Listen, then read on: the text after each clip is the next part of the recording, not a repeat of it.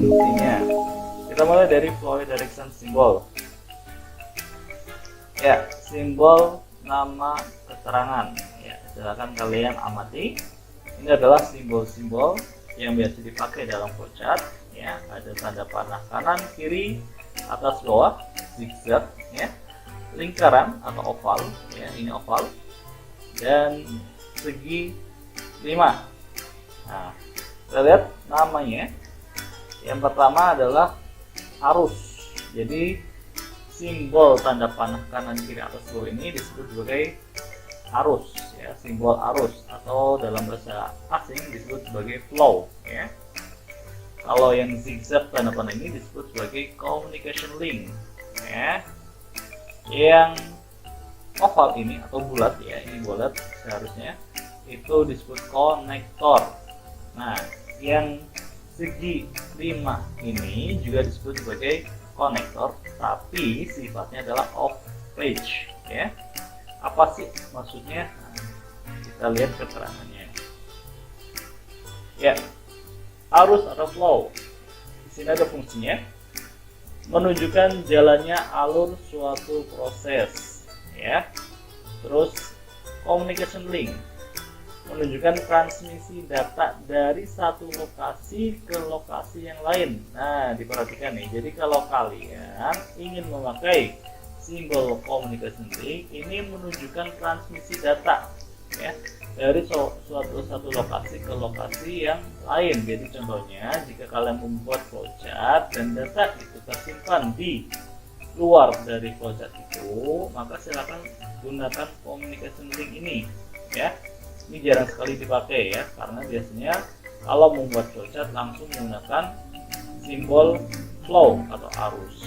Oke, jadi ini fungsinya adalah menunjukkan ada transmisi data dari satu memori ke memori yang lain, ya.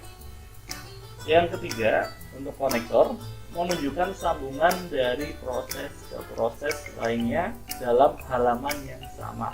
Jadi kalau kalian membuat flowchart, ya, dari atas ke bawah dalam selembar kertas, ya.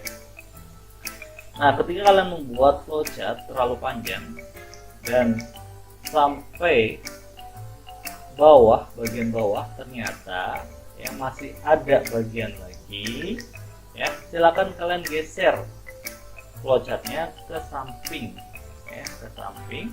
Nah, sehingga, ya, simbol konektor ini dipakai. Jadi kalau membuat flowchart terpotong tapi masih dalam satu halaman kertas itu, pada simbol terakhir dari ujung flowchart di bagian bawahnya gunakan simbol konektor ini. Nah, nanti ketika kalian membuat flowchart yang baru di sebelah flowchart itu, ya, awali flowchart dengan simbol konektor ini sebelum simbol selanjutnya dibuat, ya, sampai simbol N.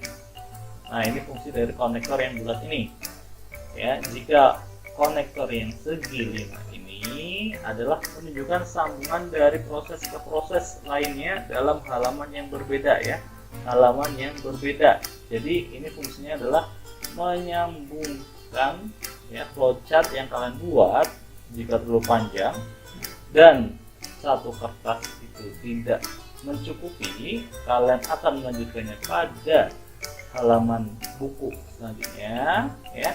Kalian wajib menggunakan off page connector ini. Nah, ini memiliki arti menyambungkan proses yang terjadi pada halaman sebelumnya ke halaman berikutnya, ya. Cara penggunaannya sama. Di akhir halaman kertas itu kalian gunakan simbol ini, dan di awal halaman yang baru kalian gunakan simbol yang ini untuk memulai flowchart selanjutnya, gitu, ya. Oke, itu adalah flow direction symbol. Lanjut, kita masuk ke processing symbol. Nah, di sini processing symbol, simbolnya banyak sekali, ya. Ada sekitar 8 simbol, ya, kurang lebih. Nah, nanti silakan kalian cari untuk menambahkan referensi, ya. Oke, diperhatikan di sini simbolnya macam-macam ya, ada persegi panjang, ada trapesium ya, ada segi 4 ya, atau belah ketupat yang bisa kalian namakan, ada segi 6 ya, ada oval tidak rata ya, jadi oval tidak sempurna, ada persegi panjang tidak sempurna ya, karena sisinya tidak runcing, ada segitiga terbalik, dan ada trapesium ya, trapesium sembarang ya. Kalau yang ini berarti trapesium sama kaki terbalik. Oke, silakan kalian baca. Yang pertama adalah simbol persegi panjang. Ini disebut sebagai simbol proses ya, simbol proses. Nah, ini keterangannya menyatakan suatu tindakan proses yang dilakukan oleh komputer. Jadi ketika kalian membuat simbol perhitungan ya, silakan kalian pakai proses simbol proses ini ya, simbol segi 4 ini ya, atau segi panjang ini ya. Jadi misalkan rumus persegi, nah sisi kali sisi, ketika kalian membuat sisi kali sisi maka gunakan simbol ini, lalu tuliskan S kali S ya di dalam simbol persegi panjang ini. Oke. Manual operation, ini bentuknya trapesium sama kaki terbalik ya, terbalik, biasanya sisi yang lebih pendek di atas dan sisi yang lebih panjang di bawah, jadi makanya berarti ini trapesium terbalik. Fungsinya adalah menyatakan suatu tindakan proses yang tidak dilakukan oleh komputer ya. Jadi di sini menunjukkan bahwa ya, operasi yang berlangsung atau proses yang terjadi atau perhitungan yang dilakukan adalah perhitungan berdasarkan perhitungan manusia ya, tanpa bantuan alat apapun ya. Selanjutnya adalah decision. Nah, decision ini bentuknya belah ketupat ya, belah ketupat. Nah, belah ketupat di sini menunjukkan suatu kondisi tertentu yang akan menghasilkan dua kemungkinan jawaban, yaitu ya atau tidak ya, lanjut atau berhenti ya. Jadi kalau kalian mempunyai pilihan, jadi ketika misalkan kalian mencari bilangan ganjil genap, nah kalian bingung ya, jika proses yang terjadi seperti ini maka akan terbaca genap, jika proses yang dilakukan seperti itu maka akan menghasilkan ganjil. Nah, kalian bisa memakai simbol decision ini, oke, pada flowchart yang kalian buat. Lanjut, di sini ada simbol predefined ya, predefined process, atau preparation. Nah, ini untuk menuliskan ya langkah-langkah yang harus dilakukan atau apa yang akan dilakukan dulu ya, atau menyatakan penyediaan tempat penyimpanan suatu pengolahan ya, untuk memberi harga awal. Contohnya apa? Ketika kalian membuat atau menghitung panjang lebar suatu persegi ya, luasnya atau volumenya. Nah, kalian bisa sertakan di sini. Misalkan P sama dengan 20 cm, L sama dengan 10 cm. Nah, nanti kalian bisa meletakkan keterangan tersebut dengan simbol ini. Terminal ya, ini oval tidak sempurna, menyatakan permulaan atau akhir suatu program. Jadi ketika kalian akan membuat flowchart ya, simbol yang wajib dibuat pertama adalah simbol terminal ini ya, ini wajib sekali ya untuk memulai pembuatan flowchart. Jadi di sini kalian biasanya ditulis start mulai atau end ya, akhir ya, atau selesai. Nah, ini wajib sekali, ini ada ya simbol terminal. Selanjutnya adalah persegi panjang tidak sempurna atau disebut sebagai chain operation atau alternate process, menyatakan segala jenis operasi yang diproses dengan menggunakan suatu mesin yang mempunyai keyboard ya, suatu mesin yang mempunyai keyboard. Contohnya apa? Kalkulator ya, atau laptop, atau PC, atau HP, sesuatu yang punya keyboard ya. Jadi kalau yang ini manual operation, yang ini alternate proses tapi menggunakan keying ya, menggunakan tombol. Selanjutnya adalah segitiga terbalik atau offline storage ya, menunjukkan bahwa data dalam simbol ini akan disimpan ke suatu media tertentu ya, akan disimpan ke suatu media tertentu ya. Jadi ketika kalian membuat alur flowchart ya, dan data itu harus disimpan ya ke suatu media, maka gunakan simbol segitiga terbalik ini atau offline storage ya. Selanjutnya adalah trapesium sembarang ya. Ini adalah trapesium sembarang. Nah, atau disebut sebagai manual input ya. Ini manual input, kalau yang ini manual operation.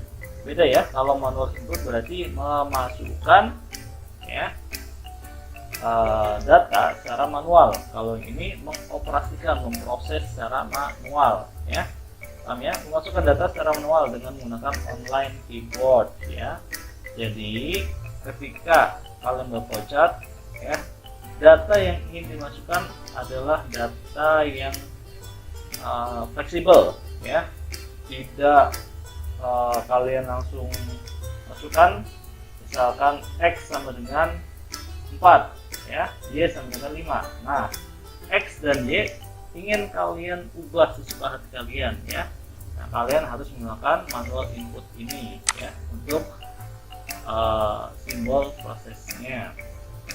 Lanjut, yang terakhir adalah golongan dari input output symbols ya. Ya, ini tidak terlalu banyak, hanya ada 6 ya. Yang sering dipakai adalah simbol jajar ginjang ya, atau disebut sebagai input output. Nah, ini biasanya sering sekali ditampilkan dalam flowchart ya. Jadi ketika kalian sudah selesai menghitung, misalkan luas sama dengan 420 cm persegi. Nah, kalian masukkan di sini nih ya. L sama dengan ya P kali L misalkan kayak gitu ya. Nah, ini kalian gunakan ini sebagai input atau output ya. Nah, input berarti misalkan L ya, lebar sama dengan 10 cm, P atau panjang sama dengan 5 cm. Nah, kalian gunakan simbol ini. Untuk simbol yang lain kalian silakan pahami ya. Di sini ada simbol display. Berarti kalau simbol display dia menampilkan mencetak keluaran dalam layar monitor. Jadi ini tujuannya ya, proses itu akan ditampilkan ke monitor, maka gunakan simbol yang ini ya. Kalau yang ini untuk ke dokumen ya. Ingat-ingat, ini ke monitor saja, ini ke dokumen. Berarti ini bentuknya apa? Hard copy ya. Jadi dari proses yang kalian buat bentuknya hard copy. Punched card ya, menunjukkan input berasal dari kartu atau output ditulis ke kartu ya. Jadi misalkan kalian pakai kartu ya, contohnya seperti kartu ATM ya. Kartu ATM di situ terdapat data. Nah, kalian masukkan. Nah, ketika kalian membuat flowchart dengan menggunakan proses seperti itu, maka gunakan simbol punched card ini. Magnetic tape ya, menunjukkan input berasal dari pita magnetis atau output disimpan ke pita magnetis. Nah, ini kalau kalian merecord ya, buat film atau merekam suara yang masih pakai pita-pita gitu ya. Disk storage ya, atau storage data. Nah, kalau yang ini berarti proses yang kalian buat nantinya akan ada yang disimpan ke disk, bisa ke hard disk, bisa ke flash disk atau ke local disk ya. Jadi ini hanyalah menunjukkan input output dan penyimpanan saja, kemana kalian akan menyimpan data yang diproses itu. Oke, yang tersedia. Oke, terima kasih. Sekian dari Bapak. Mohon maaf jika ada salah dan kurangnya. Wassalamualaikum warahmatullahi wabarakatuh.